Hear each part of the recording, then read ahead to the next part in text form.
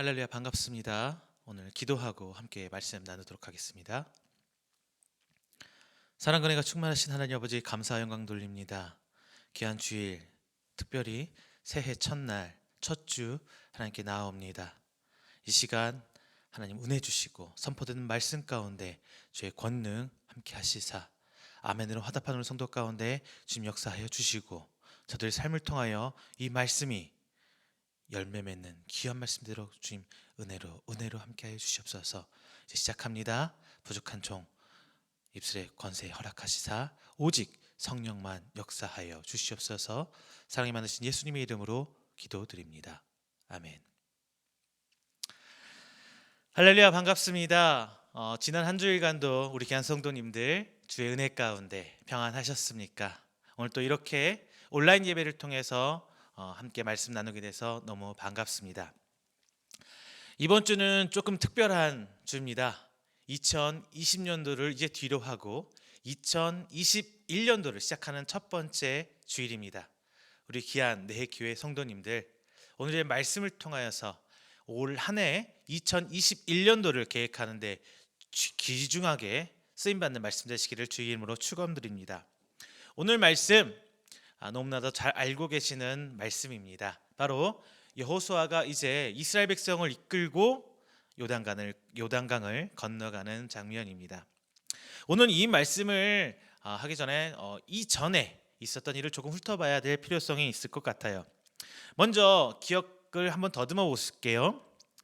모세가 첫 번째로 이스라엘 백성을 이끌고 가나안 땅에 도착했을 때 한번 돌아보겠습니다. 민수기 13장 14장쯤 말씀입니다. 자, 이제 모세와 함께 가나안 땅에 도착한 이스라엘 백성들은 각 지파에서 정탐꾼을 뽑은 후 가나안 땅으로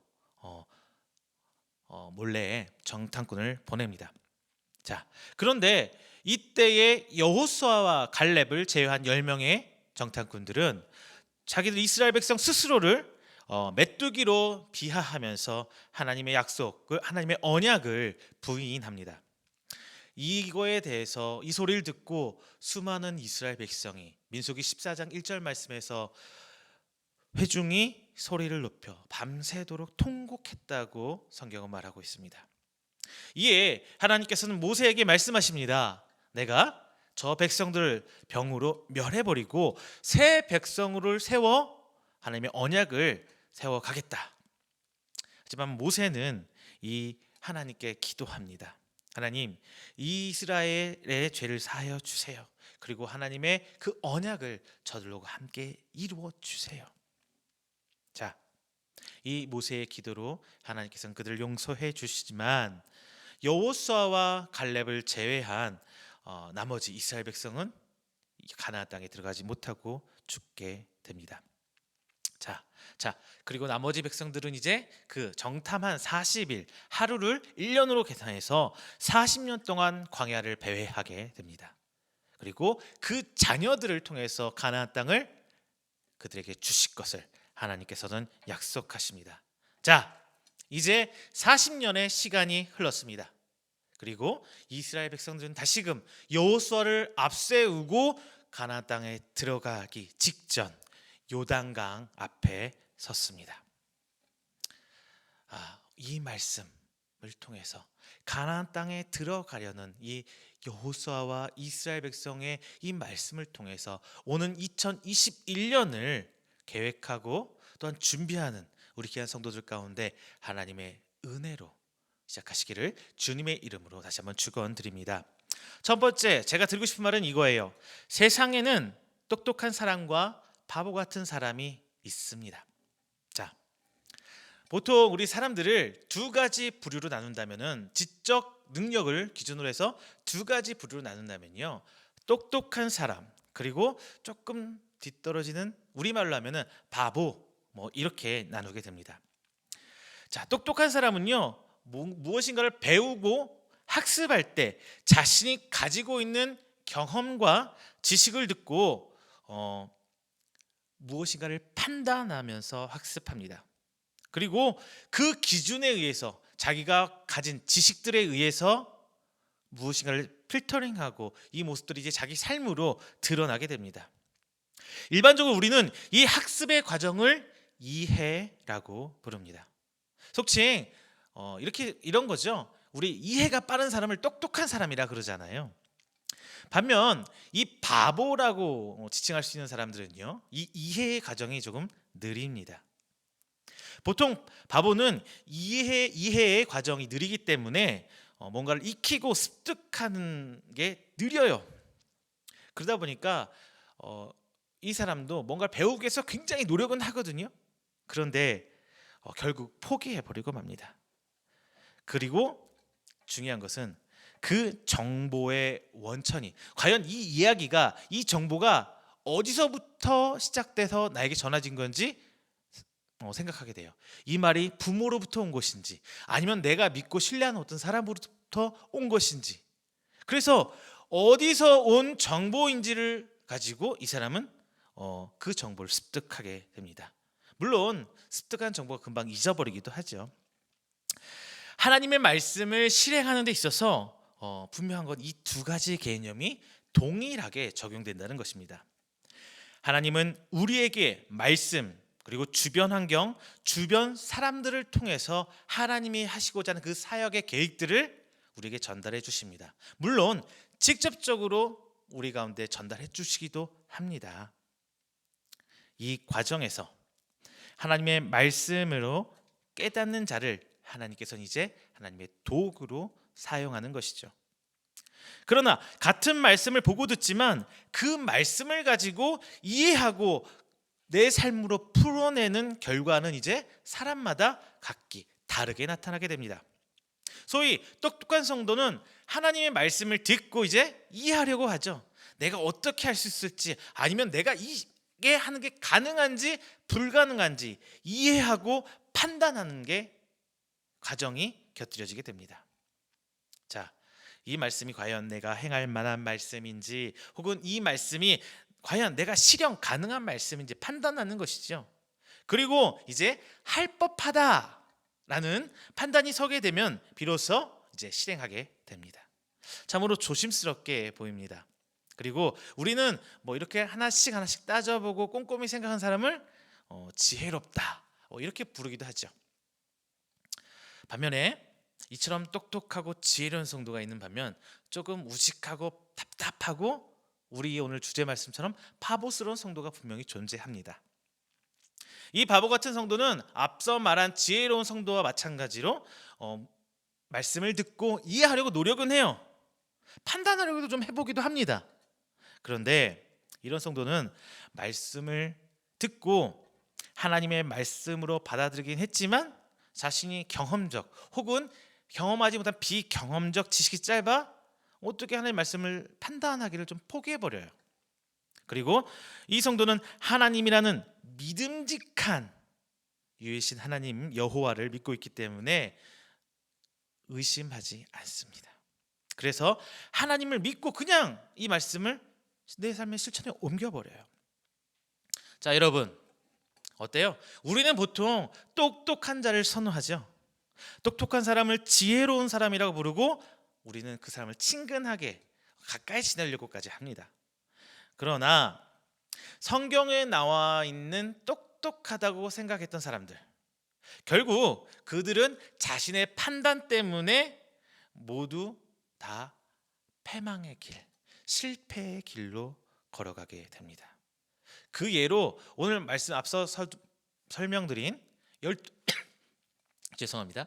이스라엘의 12지파의 정탐꾼들, 이 12지파의 정탐꾼들은 다 똑똑한 사람이죠. 그 중에서 특별히 여호수아와 갈렙을 제외한 10명의 정탐꾼들. 자, 이 10명의 정탐꾼들은요, 각 지파별로 성경에 그 이름이 하나하나 기록되기까지 한 지휘관들입니다. 특별히 선출받은 자리예요. 똑똑한 자, 지혜로운 자로 분명히 선출했을 거란 말이에요. 그리고 그들은 40일 동안 적들의 기지에 들어가서 잡히지 않고 정탐의 일정을 다 마쳐야 할 정도로 생존 능력 또한 뛰어난 사람들입니다. 하나 더, 가나안 지역 땅에 정탐을 하려는 거죠. 그러니까 가나안 지역의 언어, 풍습, 문화 등 이런 거에 대한 임기응변 또한 뛰어난 사람들이에요. 우리식대로 하면 엘리트예요. 자, 일단 우리는 이 열둘의 정탐꾼 같이 선출된 자리입니다. 우리 성도는요, 하나님 앞에 모두 부름받아 나온 자들이에요. 하나님의 말씀을 받들고 그 말씀을 이행하고자 하는 리더입니다. 지휘관이에요. 이 세상을 대표해서 하나님 앞에 선택받아 나온 게 바로 우리라는 것입니다. 그러나 이제 선택받은 이후가 달라지기 시작합니다. 하나님의 말씀을 똑똑하게 판단한 10명의 정탐꾼들과 그렇지 못하고 그냥 하나님 말씀을 가지고 묵묵히 이행한 바보스러운 두 정탐꾼들로 나뉘었습니다. 하나님의 언약의 말씀 앞에 누가 적과 꿀이 흐르는 가나안 땅에 서게 되었는지 성경에서는 분명하게 말해주고 있습니다. 그리고 이 말씀을 듣고 내 말씀으로 받아들이고 여호수아와 갈렙같이 바보처럼 하나님의 말씀이기 때문에 믿고 순종하시는 여러분들 되시기를 주님의 이름으로 축원드립니다. 두 번째, 저희가 생각해 봐야 될 건 뭐냐? 세상은 똑똑한 자를 찾아 불러요. 자, 세상은 우리를 향해 많은 것을 원합니다. 우리는 이것을 소위 스펙이라고 불러 지칭하고 있죠. 이 스펙을 맞추기 위해서 우리 젊은 청년들은 토익을 공부하고 나이 드신 분들도 자격증 끊임없이 공부하고 있고 각종 교육과 학위 과정 등을 거치면서 세상에 맞춰진 사람이 되기 위해서 노력해 살아갑니다. 세상은요, 자신들이 세상이 만들어낸 법칙에 맞는 사람만을 선출하고 있어요. 즉 똑똑한 사람을 선호하고 선출하는 것이 바로 세상입니다. 여기서 저는 한 가지 법칙을 뭔가 생각하게 됐어요. 물건이 만들어지는 과정 여러분 혹시 생각해 보신 적이 있나요? 저는 오늘 말씀에서 자동차 엔진에 빗대서 한번 말씀드리겠습니다. 요즘 자동차 엔진 참 다양해졌죠. 전통적으로 두 가지 종류의 엔진이 있었어요. 디젤 엔진과 가솔린 엔진, 그러니까 경유차와 휘발유차. 요즘 한 가지가 더 추가가 됐죠. 전기차. 근데 전기차는 엔진이라기보다는 전기 모터에 가깝습니다. 저는 이제 이 전통적인 엔진, 가솔린 엔진과 이 디젤 엔진을 제가 말씀드릴 텐데요. 이 두 엔진은요, 연료의 성분, 휘발유와 경유라는 성분이 다르기 때문에 엔진을 만드는 제작 공정이 달라요. 먼저 가솔린은요, 휘발성은 강하지만 자연 착화가 힘들기 때문에 점화 플러그라는 게 엔진 헤드에 꼽혀 있어요. 그래서 폭발을 유도해서 자동차를 움직이게 하는 힘, 동력을 만들어냅니다. 반면에 디젤은요, 휘발성은 낮지만 자연 압축 폭발이 가능하기 때문에 자연 폭발을 시킵니다. 그러다 보니까 폭발력이 강해서 엔진이 두껍고 튼튼해야 돼요. 그래서 쉽게 말해서 가솔린 엔진보다 디젤 엔진이 더 튼튼하게 만들어질 필요성이 있다 보니까 조금 더 비싸게 되는 거죠. 이거 단순하게 말한 거예요. 자, 이 두 엔진이 제작되는 과정에서 가장 큰 차이점, 저는 두 가지 이렇게 나눕니다. 첫 번째, 깎아 만드느냐 붙여 만드느냐. 즉 깎아 만든 디젤 엔진이 큰 폭발에도 견딜 수 있도록 견고하고 튼튼하게 만들어진다는 겁니다. 저는 엔진을 말씀드렸지만 대부분 물건이 마찬가지예요. 조립해서 붙여 만든 물건과 어떤 원자재를 깎아서 만들어진 물건, 누가 생각해도 깎아 만들어진 물건이 훨씬 더 튼튼하다라는 생각을 갖게 합니다. 여기서 하나님의 원리 제가 하나 말씀드리겠습니다. 세상은 우리에게 자꾸 우리가 없는 것을 붙이도록 강요해요. 그리고 더 많이 붙일 수 있는 사람 혹은 더 많이 붙인 사람을 똑똑한 사람으로 분류하고 그 사람을 선출합니다. 그런데 말이죠, 하나님의 방법은 달라요. 살면서 자꾸 자기 것을 붙여가며 늘려가기에 급급한 사람이 아니라 자꾸 내 것을 내려놓으라 하시는 분이 바로 하나님이십니다. 하나님은 우리에게 고난과 시련을 주시면서 우리를 연단하시고, 그리고 우리가 가지고 있는 모난 부분을 깎아가시면서 우리의 죄된 본성을 깎아가시면서 하나님이 원하시는 그 모양대로 만들어 가십니다. 그리고 시험과 연단을 통해서 우리를 더욱더 단단하게 만드십니다. 이후에 보면 내세울 것 하나 없고 남을 것 하나 없고 부끄러움 뿐인 나를, 그리고 여러분을 하나님께서는 사용하십니다. 마치 모든 것을 다 가졌었지만 결국 다 내려놓고 하나님 앞에 나아간 모세 혹은 바울처럼 말입니다. 세상은 우리더러 덕지덕지 스펙을 붙여가면서 똑똑한 사람이 되라고 얘기해요. 반면에 하나님은 말씀하십니다. 내려놓으라, 버려라, 인내하라, 용서하라. 하나님 우리에게 말씀하십니다. 자꾸 바보가 되라, 바보가 되라. 하나님 지금 우리에게 그렇게 말씀하고 계십니다. 이렇게 우리를 바보가 되라고 하신 하나님께서는 이제 그 바보를 부르시고 찾으십니다. 오늘 본문에서 이스라엘 백성의 지도자로 여호수아와 갈렙이 세워집니다. 과거 출애굽 1세대 중에서 유일하게 가나안 땅을 밟아본 사람이 바로 이 두 사람입니다. 이 두 사람의 지휘 아래 이스라엘 백성이 가나안 땅으로 들어가는 마지막 관문인 이 요단강 앞에 도착했습니다. 이들은 요단강에 도착했을 때에 요단강을 바라볼 때 15절 말씀을 볼 때 이제 요단강이 범람하던 시기, 물이 최고조로 차올랐던 시기로 보여집니다. 이 요단강 앞에서 하나님은 오늘 본장 8절을 통해 명령하십니다. 법궤를 메고 요단강을 건너라. 이 장면은 마치 홍해를 건너는 모습을 연상하게 합니다. 그런데 홍해를 건너는 장면하고 오늘 본장에 있는 요단강을 건너는 장면하고 분명한 차이점이 존재해요. 무엇이냐? 이스라엘 백성이 홍해를 건널 때에는 뒤쫓아오는 애국 군대를 보고 두려워 떨고 있었어요. 이 백성들에게 모세는 그 지팡이를 들고 홍해를 가른 뒤에 건너가게 하십니다. 다시 한번 말씀드립니다. 홍해가 갈라진 것을 보고 이스라엘 백성이 건너간 거예요.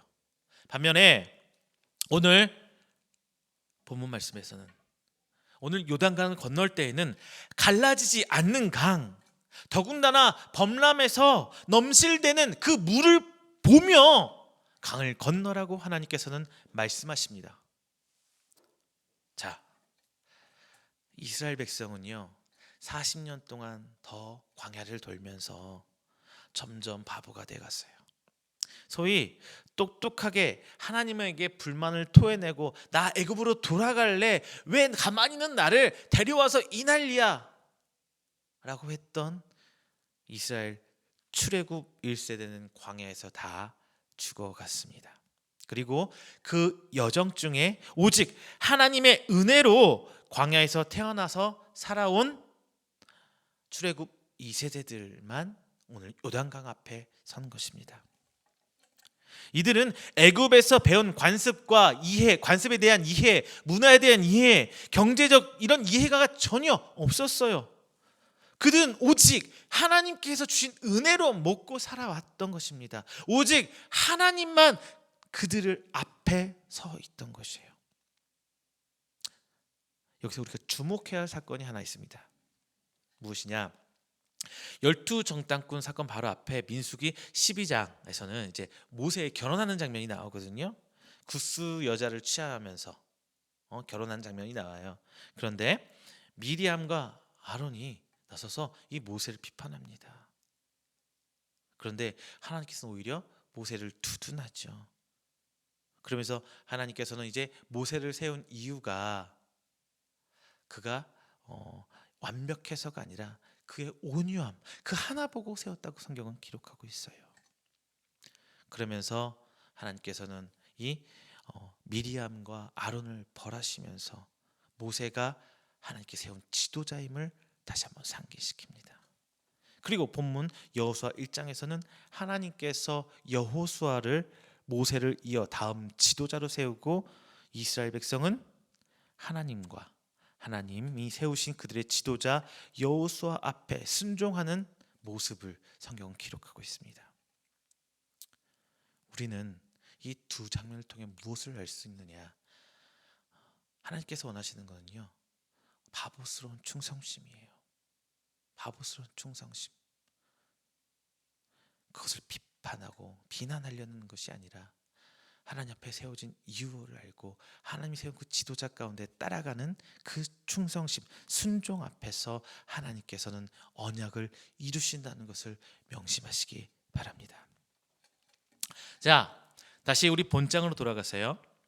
이제 요단강 앞에 이른 바보 같은 이스라엘 백성은 주저없이 하나님 말씀에 순종해서 요단강으로 들어갑니다.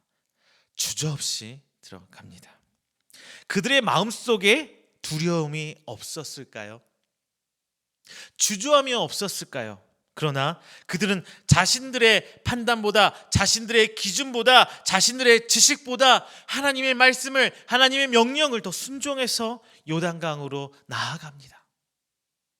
그리고 우리말 성경에서는 장막을 떠날 때라고 표현하고 있지만 NIV 성경에서는요, 이 장면을 브로큰 캠프라고 써 있습니다. 사전적으로는요, 브로크라는 것은 단어는 동사 브레이크의 과거형, 형용사로서는 돈이 없는 무일푼의 빈털터리에 파산한 이런 뜻입니다. 그런데 이 언어적 뉘앙스에서 우리는 이미 모든 것을 내려놓고 떠나는 이스라엘 백성을 상상할 수가 있습니다. 그리고 동사로서는 이제 깨뜨리다, 부수다, 쪼개다 등의 의미로 사용되는데요. 그들은 요단강 앞에서 요단강 뒤편에 자신의 모든 것을 버려버리고 부셔버리고 요단강을 건너기 시도했다는 거예요. 그리고 킹제임스 번역 성경에서는 remove라는 단어를 사용합니다. 즉 옮기다, 이동시키다라는 의미도 있지만 제거하다, 떼어내다, 치우다라는 의미가 있어요. 즉 브로크, 리무브 다 무엇을 말하냐? 자신의 뒷일을 생각하지 않은 거예요. 그냥 하나님이 명령한 대로 자신이 가져왔던 짐들, 자신이 꾸렸던 요단강을 건너기까지 생활했던 것을 다 버려두고 그대로 하나님의 명령을 쫓아서 요단강으로 나아가는 것입니다. 그러나 제사장들의 발에 물이 닿을 때, 즉 이스라엘 백성이 하나님을 향할 믿음을 보여줄 때 요단강이 갈라져서 그들은 강을 건너 가나안 땅으로 들어갈 수 있었습니다. 그 강물은 그냥 상상하기를 흐름이 줄어들어서 물이 좀 약해져서 건너갈 수 있었던 것이 아니라 아예 끊겨 쌓아졌다고 얘기합니다. 그리고 그 아래서 온전히 끊겼을 뿐만 아니라 땅이 말랐다고 성경은 이야기합니다. 인간이 이해하려는 억지로 논리적으로 이성적으로 설명하고 이해하려는 그 방법이 아니라 하나님의 방법대로 하나님은 계획하시고 이루셨다는 거예요. 만약 성경이 이와 같이 바닥이 말랐다, 물이 끊어졌다 이렇게 말하지 않았다면 그냥 자연현상이다 라고 치부할 수 있을 거예요. 하지만 성경에서는 분명히 15절에서 요단이 곡식 거두는 시기에는 항상 언덕에 넘치더라, 물이 범람하더라 이런 뜻이고요. 16절에 한 곳에 쌓이고 온전히 끊어짐에, 17절 마른 땅에 굳게 섰고 마른 땅으로 건너갔더라라며 일시적인 자연적인 현상이 아니라 하나님께서 권능으로 그들을 요단강을 건널 수 있게 만드셨다는 것을 성경은 증거하고 있습니다. 자, 여러분, 하나님께서는 바보 같은 사람을 찾으십니다. 하나님께서는 바보 같은 사람을 부르십니다. 우리더러 바보가 되라는 이야기가 아니에요. 구약 최고의 선지자 그리고 지도자로 손꼽는 모세는 당대 최고의 왕이 되는 왕실 교육을 받았던 사람이에요. 제왕학이란 것을 배웠어요. 이 모세는 40년간의 미디안 광야 생활을 통해서 이제 자기의 이해하는 과정이 아니라 하나님을 제1의 우선순위로 만들었어요. 그리고 본장의 지도자 여호수아는요, 이스라엘 백성 중에서 유일은 아니죠, 유일하게 여호수아 갈렙 이 두 사람만 애굽의 지식들을 가지고 있는 사람이에요. 나머지는 다 광야에서 태어난 사람이기 때문에 애굽의 소위 상류 계급의 교육을 받지 못한 사람들이거든요. 그래서 이 여호수아와 갈렙은 자신들이 배운 그 지식을 가지고 십계명과 율법을 사사받고 수호하던 하나님의 종이었던 것입니다. 그러나 여호수아는 모세와 함께 하신 하나님을 보았고 이스라엘 백성을 안내해 주시고 보호하시는 하나님을 보고 스스로 광야에서 내가 가진 똑똑함을 다 내려놨어요. 자, 마지막 이제 바울 한번 설명해 드릴게요. 시장에서 바울은 당대 최고의 학자 가말리엘 문화에서 교육을 받았던 유대인 중에 유대인의 가장 좋은 혈통을 가지고 최고의 교육을 받았던 사람입니다. 심지어 그는 로마의 시민권까지 가진 엘리트였어요.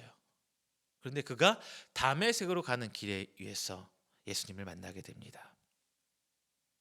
이 회심을 하고 난 뒤에 바울은 심지어 이렇게 말해요. 나는 날마다 죽노라. 즉 나는 예수님 앞에 날마다 죽을 수밖에 없는 겸손함으로 고백을 한 거예요. 자, 사랑하는 성도 여러분, 우리는 지금 중대한 시점 앞에 서 있습니다.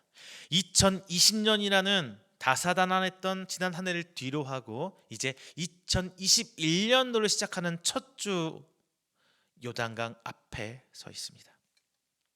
그리고 하나님께서는 우리를 향해 요단을 건너라, 2021년을 건너라라고 말씀하십니다.